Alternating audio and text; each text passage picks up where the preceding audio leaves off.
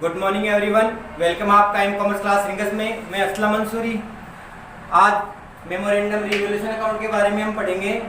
Memorandum revaluation account से पहले हमने पढ़ लिया रिवैल्यूएशन अकाउंट क्या है, रिवैल्यूएशन अकाउंट कैसे प्रिपेयर किया जाता है, और रिवैल्यूएशन अकाउंट के बाद में पार्टनर्स कैपिटल अकाउंट प्रिपेयर किया था, और उसके साथ साथ हमने न्यू फर्म की बैलेंस शीट भी हमने मेंटेन की थी। अब पढ़ेंगे हम मेमोरेंडम रिवैल्यूएशन अकाउंट, जिसे बोला जाएगा स्मरणार्थम पुनर्मूल्यांकन खाता। ध्यान देना, रिवैल्यूएशन अकाउंट और मेमोरेंडम रिवैल्यूएशन अकाउंट में कुछ पॉइंट का ही डिफरेंस होता है। कौन कौन से डिफरेंस है वो इस वीडियो को लास्ट तक आप देखोगे तब आपको समझ में आएगा कि रिवैल्यूएशन अकाउंट और मेमोरेंडम रिवैल्यूएशन अकाउंट में क्या डिफरेंस है। तो देखते हैं इसकी डेफिनेशन क्या है। When assets and liabilities are of old firm की जो असेट्स और लायबिलिटीज है आर टू बी शोन, उसको शोन किया जाएगा एट द ओल्ड वैल्यू पे उसको शो किया जाएगा फर्म के असेट्स और लायबिलिटी को, नॉट एट रीवैल्यूड फिगर, जबकि उसके रीवैल्यू फिगर पे उसको रिकॉर्ड नहीं किया जाएगा। कहने का मतलब ये है, जब नई फर्म की बैलेंस शीट प्रिपेयर करने जाएंगे हम तो उसकी रिवैल्यूएशन अकाउंट तो रिवैल्यू आएगी, उसको मेमोरेंडम रिवैल्यूएशन अकाउंट में रिकॉर्ड किया जाएगा, बट जो रीवैल्यू से उनके फिगर्स चेंज होंगे असेट्स और लायबिलिटी को, उसको अपन न्यू बैलेंस शीट में शो कभी भी नहीं करेंगे। न्यू बैलेंस शीट में ओल्ड जो वैल्यू होगी असेट्स और लायबिलिटी की उसी को शो किया जाएगा। देखते हैं आगे क्या कहता है। देन प्रिपेयर्ड ए मेमोरेंडम रिवैल्यूएशन अकाउंट, तब मेमोरेंडम रिवैल्यूएशन अकाउंट प्रिपेयर किया जाता है। तो पूछ लेता आपसे कि मेमोरेंडम जो रिवैल्यूएशन अकाउंट है वो कब प्रिपेयर किया जाएगा, जब असेट्स और लायबिलिटी की जो वैल्यू होगी ओल्ड वैल्यू, उनको जब न्यू फर्म की बैलेंस शीट है तो उसमें ओल्ड वैल्यू को ही शो किया जाएगा। कहने का मतलब असेट्स और लायबिलिटी की जो ओल्ड वैल्यू है उसी को फर्म की न्यू बैलेंस शीट में शो किया जाएगा। Then a prepare account it's called memorandum revaluation account. अब देखते हैं वो किस हिसाब से प्रिपेयर किया जाएगा। इट इज काइंड, इसके जो काइंड होते हैं, टाइप होते हैं of the invest statement which is prepared, इसको प्रिपेयर किया जाएगा इन टू पार्ट। मेमोरेंडम रिवैल्यूएशन को टू पार्ट में प्रिपेयर किया जाएगा। फर्स्ट पार्ट में क्या रिकॉर्ड किया जाएगा, सेकंड पार्ट में क्या रिकॉर्ड किया जाएगा, उसको पढ़ते हैं। इन द फर्स्ट पार्ट, इसके फर्स्ट पार्ट में द एंट्रीज रिगार्डिंग इंक्रीज और decrease in the value of assets and liabilities are recorded. कहने का मतलब है इसके जो फर्स्ट पार्ट होता है उसके फर्स्ट पार्ट में असेट्स और लायबिलिटीज से रिलेटेड इंक्रीज और डिक्रीज वैल्यू को राइट किया जाएगा। सेकंड पार्ट में क्या है, the resultant profit and loss is transferred to all partners capital account in all profit sharing ratio। Increase और डिक्रीज वैल्यू को राइट करने के बाद जो प्रॉफिट और लॉस का जो रिजल्ट निकलेगा उस रिजल्ट को ओल्ड पार्टनर्स के ओल्ड प्रॉफिट शेयरिंग रेशियो में क्या कर दिया जाएगा, डिस्ट्रीब्यूट या डिवाइड कर दिया जाएगा। देर आफ्टर, उसके बाद में the entries part are revert, जो एंट्री जाएगी वो रिवर्ट की जाएगी in the second part of this statement. इसके बाद में जो रिवर्स एंट्री हो जाएगी वो सेकेंड पार्ट में रिकॉर्ड की जाएगी।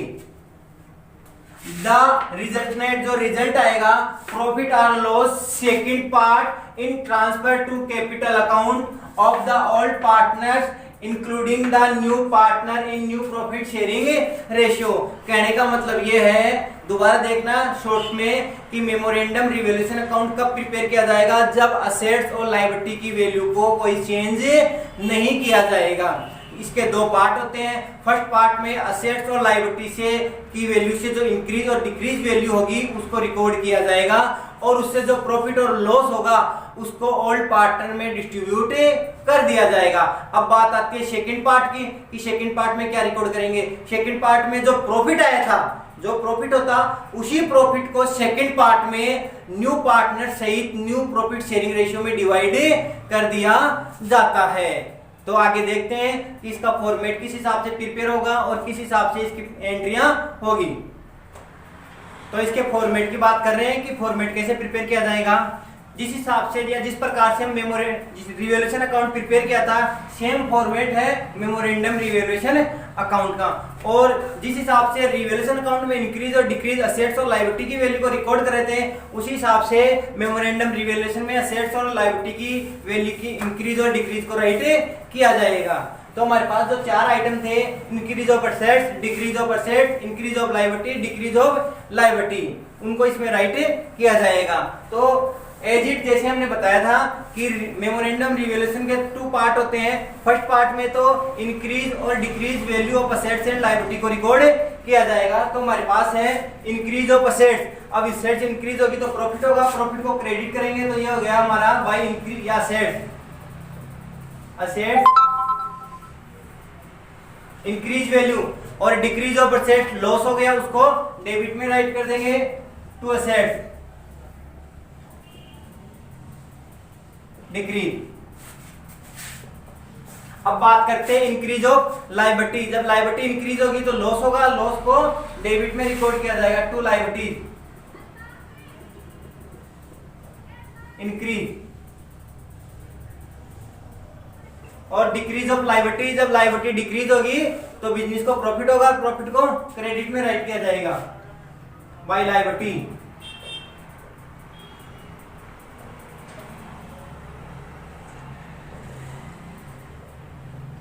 लायबिलिटी डिक्रीज, ठीक है। इसके बाद में हम इसका रिजल्ट निकालेंगे। रिजल्ट से हमारे पास जो प्रॉफिट और लॉस होगा उसको कैलकुलेट किया जाएगा, और उस प्रॉफिट और लॉस को हम ऑल पार्टनर्स में रेशियो में डिवाइड किया जाएगा, और उसी जो प्रॉफिट और लॉस होगा उसको न्यू पार्टनर में क्या किया जाएगा, उसको न्यू प्रॉफिट शेयरिंग रेशियो में डिस्ट्रीब्यूट किया जाएगा। तो इतना तो रिवैल्यूएशन होता है हमारा। रिवैल्यूएशन होने के बाद फॉर एग्जांपल हमने यहाँ इसका टोटल कर दिया, इसका टोटल डेबिट साइड का, इसका टोटल क्रेडिट साइड का जब टोटल कर दिया तो इसका डिफरेंस निकालते हैं, बैलेंस अमाउंट निकालते हैं, और जो बैलेंस आएगा उसको अपोजिट साइड में रिकॉर्ड कर दिया जाएगा, जिससे कि दोनों साइडों का क्या हो जाएगा, टोटल सेम हो जाता है। फॉर एग्जांपल हमारे पास डेबिट साइड में बैलेंस कम आ रहा है और क्रेडिट साइड का बैलेंस ज्यादा आ रहा है, इसका मतलब क्रेडिट साइड में अमाउंट ज्यादा है यानी प्रॉफिट है, तो उसको जो क्रेडिट साइड का जो टोटल का जो बैलेंस कम था उसको हमने डेबिट साइड में रिकॉर्ड कर दिया, तो उसको नाम दे दिया to profit and loss profit.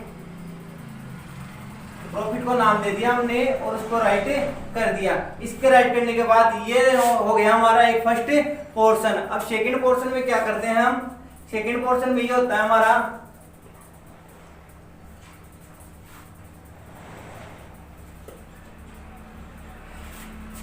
First of all the balance amount या प्रॉफिट एंड लॉस की जो भी वैल्यू आई थी यहाँ पे, या तो प्रॉफिट होगा या लॉस होगा, उसको first of all divided in all profit sharing ratio in all partners, यानी जो प्रॉफिट आएगा या जो लॉस आता है उसको ओल्ड पार्टनर में सबसे पहले डिवाइड किया जाएगा। इस फॉर्मेट के अकॉर्डिंग हमारे पास यहाँ प्रॉफिट आ रहा है तो इस प्रॉफिट को सबसे पहले हम ओल्ड पार्टनर में डिवाइड करेंगे। तो ओल्ड पार्टनर में डिवाइड किया, इसका मतलब डेबिट साइड में हो गया to A's capital to B's capital,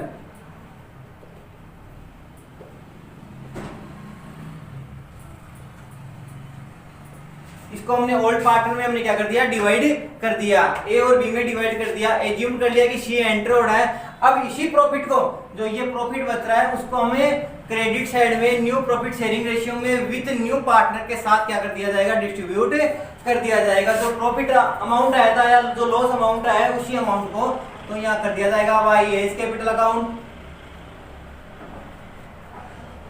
by B's capital account और बाई सीज कैपिटल अकाउंट।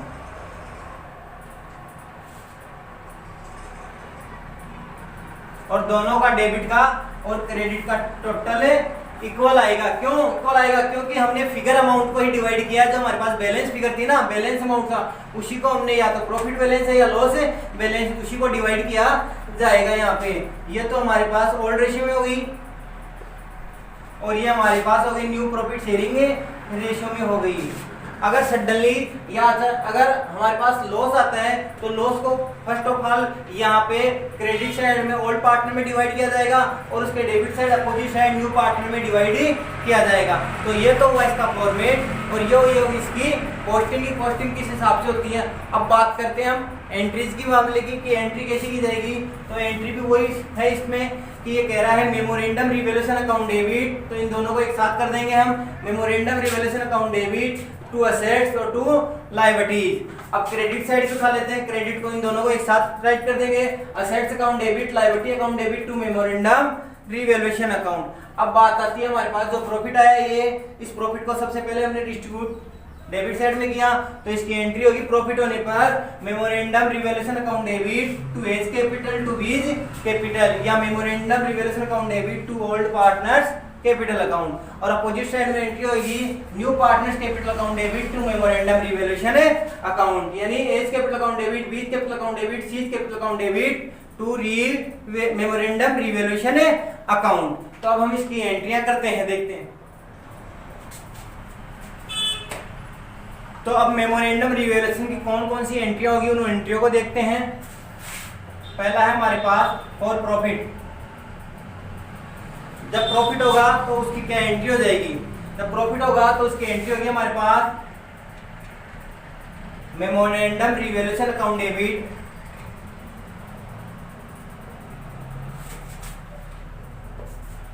और इस प्रॉफिट को कौन से रेशियो में बांट दिया जाएगा, ऑल प्रॉफिट शेयरिंग रेशियो में बांट दिया जाएगा इन ऑल पार्टनर। तो ये हो जाएगा टू ऑल पार्टनर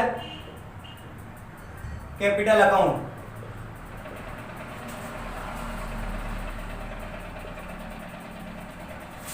अमाउंट क्या होगी, इसकी जो नरेशन हो गया profit on revaluation, profit on revaluation is to be credited, या जो डिवाइडेड हो गया is to be divided in all partner in all ratio. अब इसकी अपोजिट एंट्री करेंगे, अपोजिट एंट्री का मतलब जो ओल्ड जो प्रॉफिट शेयरिंग रेशियो आया था, प्रॉफिट आया था, इसको न्यू पार्टनर में भी डिवाइड किया जाएगा, तो इसकी अपोजिट एंट्री हो जाएगी, वो हो जाएगी हमारे पास all partner capital account debit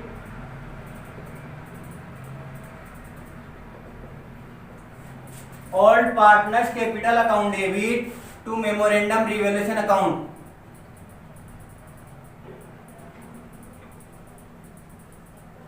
memorandum revaluation account,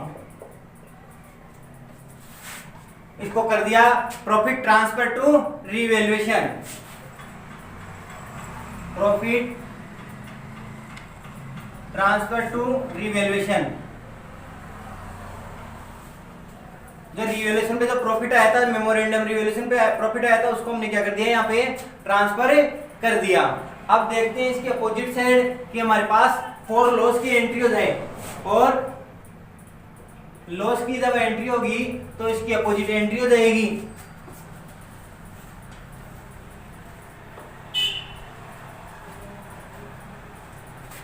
for loss की एंट्री हुई, लॉस का मतलब मेमोरेंडम रिवैल्यूएशन के क्रेडिट में उसको राइट किया जाएगा। अब क्रेडिट में राइट किया जाएगा तो जो हमने पहले डिवाइड किया उसको ट्रांसफर किया जाएगा, यानी ओल्ड पार्टनर को पहले डिवाइड कर दिया यहाँ पे, तो ये हो गया old partner capital account debit to memorandum revaluation account.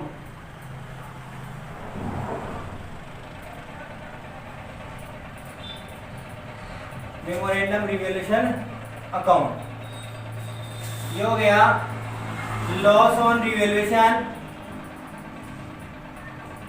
Is to be divided in all partner in all profit sharing ratio. अब इसकी जब दूसरी ट्रांसफर की एंट्री है, उस ट्रांसफर की एंट्री को मेमोरेंडम रिवैल्यूएशन के डेबिट में रिकॉर्ड किया जाएगा, और डेबिट में रिकॉर्ड किया जाएगा तो उसकी एंट्री होगी memorandum revaluation account debit to all partners capital account. तो इसकी अपोजिट एंट्री हो गई memorandum revaluation account debit to all partner capital account.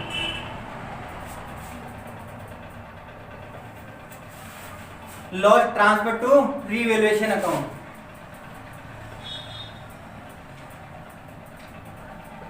To revaluation.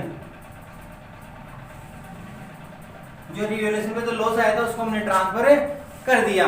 तो ये मेमोरेंडम रिवैल्यूएशन है।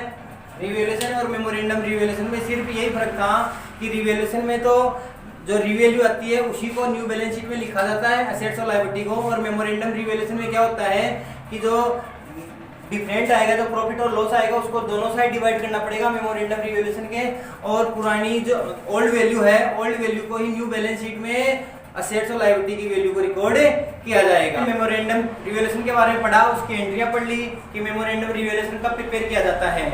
When the memorandum revaluation are prepared, then old value are recorded in new balance sheet। कहने का मतलब है जब नई फर्म की बैलेंस शीट प्रिपेयर की जाएगी तो ओल्ड वैल्यू पे जितनी एसेट्स और लायबिलिटी उसकी रिकॉर्ड थी उसी वैल्यू पे न्यू बैलेंस शीट में उसको रिकॉर्ड किया जाएगा।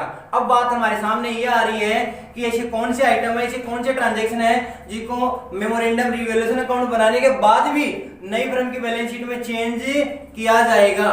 अब तक तो हमने पढ़ा कि असेट्स और लायबिलिटी की रीवैल्यू को उसमें रिकॉर्ड नहीं किया जाएगा, यानी ओल्ड वैल्यू को रिकॉर्ड किया जाएगा, लेकिन ऐसे 2-3 पॉइंट और भी हैं जिनकी वैल्यू चेंज हो जाएगी।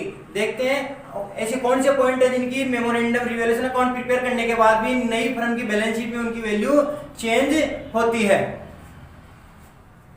तो हम बात कर रहे थे कौन कौन से पॉइंट है या कौन कौन से जो ट्रांजेक्शन है उनको हम यहाँ पे चेंज करेंगे।